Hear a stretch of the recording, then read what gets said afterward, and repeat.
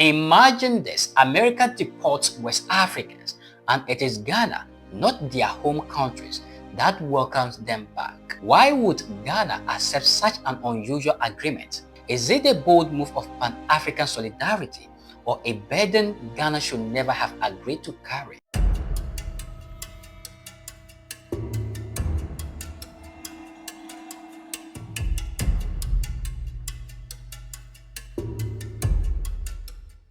Today, we dive into the shocking revelation made by President John Dramani Mahama about Ghana's deal with the United States. Stay with me, because what I'm about to bring to you will shock and leave you thinking in circles. This is First Africa Voice, where we tell Africa stories, real, raw, and without filters.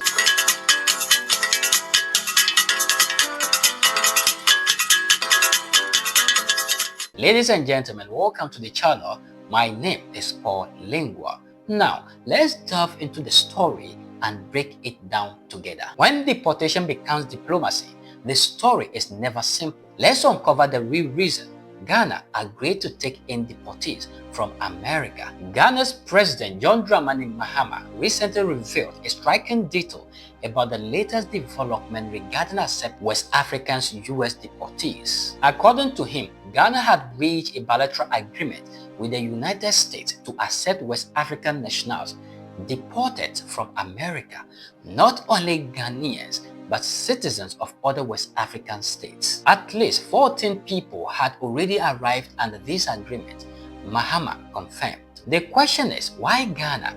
The answer, Mahama says, lies in West Africa's most important regional policy, free movement. President John Dramani Mahama pointed to the ECOWAS Free Movement Protocol.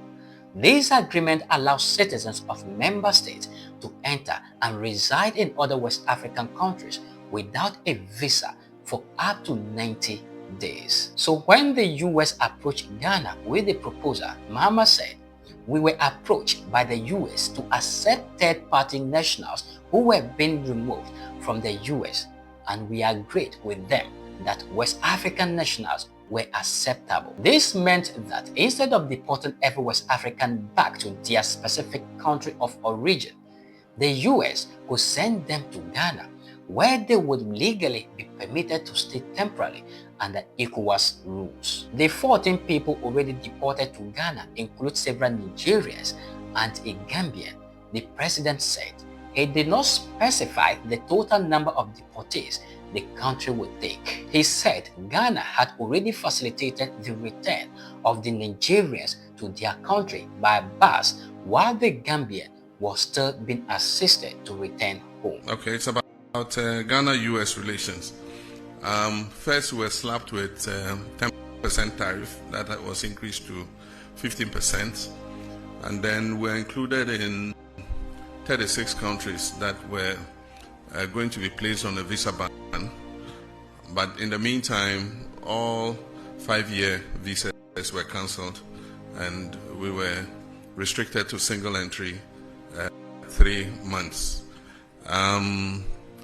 It shows the tightening situation in our foreign relations, but I do think that we still enjoy good relations with the United States of America. We were approached by the US to accept third-party nationals who were being removed from the US. And we agreed with them that West African nationals, were acceptable, because all our fellow West Africans don't need a visa to come to our country. So if they decided to travel from US to Accra, they don't need a visa anyway. So if you're bringing our colleague West Africans back, that's okay. And so I think that agreement has been activated, and a first batch of 14 nationals came. Several of them were Nigerian brothers. They opted to go back home, and so we facilitated, we put them on buses, to be able to go back home. One of them was a Gambian who is not as easy. You have to get him an air ticket to be able to facilitate his travel. So what we've done is contacted their embassy to let them know of his presence so that they can facilitate his return to Gambia. And so that's the issue with regards to deportations and arrivals. West Africa has the protocol of free movement, and so any West African is free to come to Ghana and be able to stay for 90 days. And so if they decide to bring them, I mean, we don't have a problem accepting them.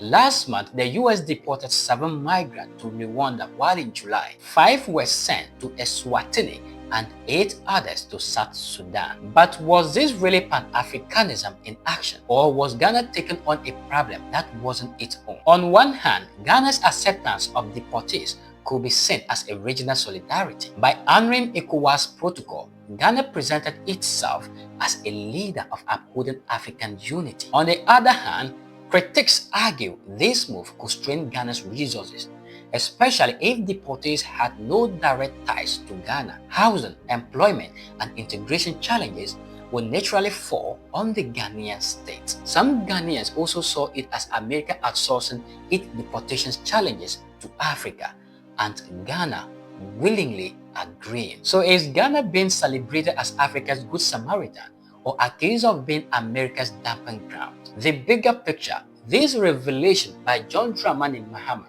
comes at a time when deportation policies by Western nations remain controversial.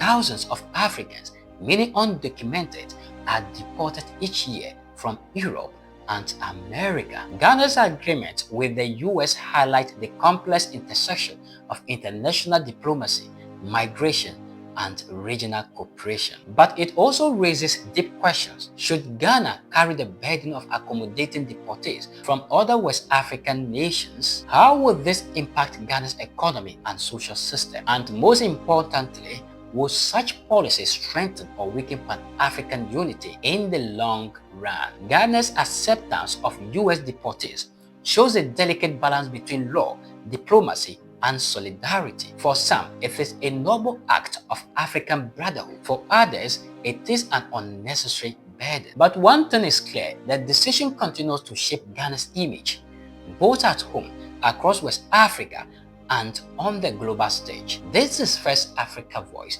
telling Africa's stories with bold truth. So what do you think about this? Far as there are more men on earth, undoubtedly, there are more opinions. So kindly drop your thoughts in the comment section below. Let's talk about it. Don't forget to like, share, subscribe, and turn on the notification bell for more African-focused stories. Well, the dew of the day has crept upon our thoughts, and nature must obey its necessity. Here is where we bring down the curtains. Until we meet again, my name is Paul Lingua, the Africa Orator.